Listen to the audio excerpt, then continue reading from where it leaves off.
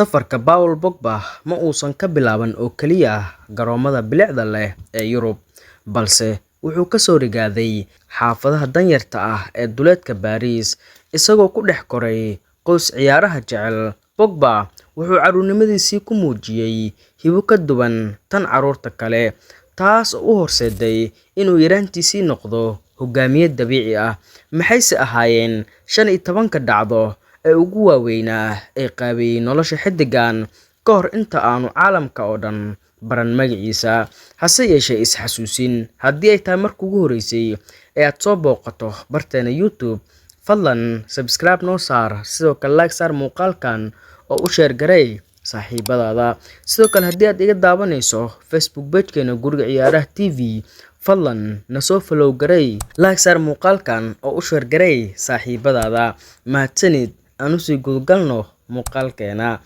Qodobkeena koowaad: dhalashadiisii iyo asalkiisa. Paul Pogba wuxuu dhashay 15 Maarso 1993 isagoo ku dhashay magaalada Lagny-sur-Marne oo qiyaastii 30 kiiloomitir bari ka xigta caasimadda Paris. Waalidkiis waxay ka soo jeedaan dalka Ghana, taas oo saameyn weyn ku lahayd dhaqankiisa iyo barbaarintiisa. 2. Qoys kubadda cagta ku dhex koray. Pogba kaligiis ma ahayn ciyaaryahan. Labadiisa walaal ee ka waaweyn, Valentin iyo Matheus, kuwaas oo mataano ah, waxay sidoo kale ahaayeen ciyaartoy xirfadlayaal ah. Tani waxay ka dhigtay gurigooda meel tartanku ku badan yahay tan iyo carruurnimadiisii. 3. Kaalinta hooyadiis. Pogba hooyadiis iyo Moribo waxay ahayd tiirka qoyska. Kadib markii ay kala tageen aabihiis Fazio Antony, iyada kaligeed ayaa soo korisay 3 wiil, waxayna ku dhiirigelin jirtay inay kubadda cagta iyo waxbarashada isku dhex wadaan. 4. Bilowgii kooxda US Rose Inn. Pogba wuxuu ku biiray kooxda deegaankiisa ee US Rose isagoo 6 sano jir ah.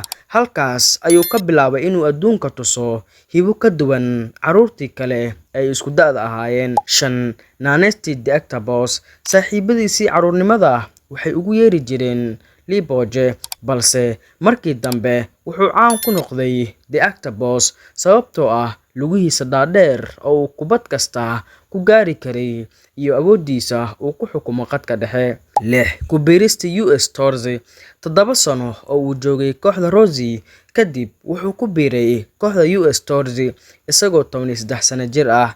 Halkaas wuxuu ka noqday kabtanka kooxda 16 sano jirada, isagoo muujiyay hogaamin dabiici ah. 7. Ka mid noqoshada Akadeemiyadda Le Havre. Sanadkii 2007, Pogba wuxuu u guuray kooxda xirfadleyda ah ee Le Havre. Tani waxay ahayd tallaabadii ugu horeysay ee uu kaga baxay nolosha caadiga ah, isagoo noqday ciyaaryahan si dhab ah loo tababaro, waxaana lagu tilmaamay dahabka akadeemiyaddaas. 8. Hogaaminta xulka Faransiiska Under 16. Isagoo carruur ah, wuxuu noqday kabtanka xulka qaranka Faransiiska ee da'doodu ka yar tahay 16 sano. Tani waxay soo jiidatay indhaha indho-indheeyaasha kooxaha ugu waaweyn Yurub sida Arsenal, Juventus iyo Manchester United. 9. Khilaafkii kala wareegista Manchester United. Sanadkii 2009, isagoo 16 sano jir ah, Pogba wuxuu go'aansaday inuu ku biiro Manchester United. Tani waxay dhalisay muran weyn, iyadoo kooxda Le Havre ay ku eedeysay United inay xaday ciyaaryahanka, balse markii dambe FIFA ayaa ansixisay wareegitaanka. 10. Saameyntii aabihiis Fazio Antony. Aabihiis wuxuu ahaa qof aad u jecel ciyaaraha, wuxuuna Pogba baray anshaxa iyo in uu mar walba u halgamo guusha. Inkasta oo waalidkiis kala tageen, haddana Pogba xiriir dhow ayuu la lahaa aabihiis ilaa uu ka geeriyooday sanadkii 2017. 11. Noloshii adkeyd ee xaafadaha Paris.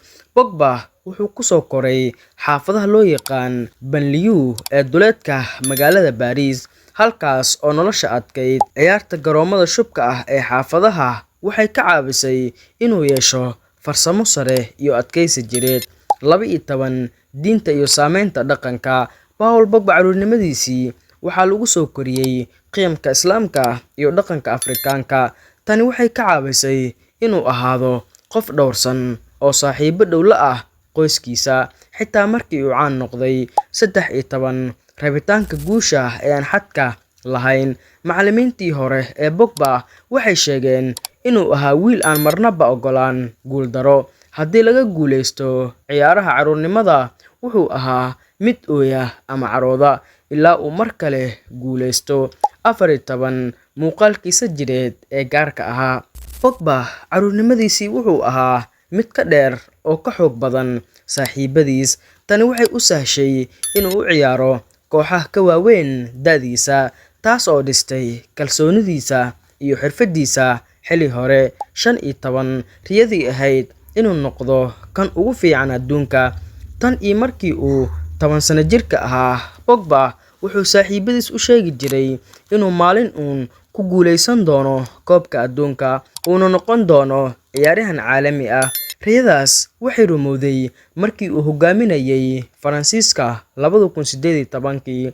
Ugu dambeyn, waxaan soo gaarnay gabagabadii iyo gunaanadka sheekada carruurnimada Paul Pogba.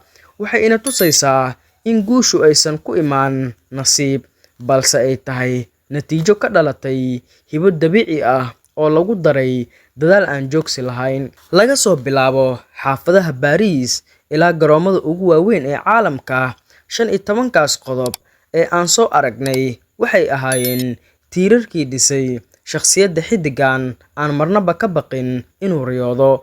Pogba wuxuu tusaale u yahay in meesha aad ka timaado aysan go'aamin halka aad gaari karto haddii aad leedahay dhiirigelin qoys iyo go'aan bir ah. Maanta, magaca Pogba ma ahan oo keliya magac ciyaaryahan, balse waa sumad u taagan in dhib kasta oo jirtay carruurnimadii laga dhigi karo buundadii looga gudbi lahaa guulaha waaweyn ee mustaqbalka. Haddaba saaxiibayaal, waxaa intii noogu eg sheekadii ahayd Paul Pogba carruurnimadiisii. Intaan ku kulmi doono muuqaalkan la mid ah, waxaan idinkaga tegayaa sidaas iyo nabadgelyo.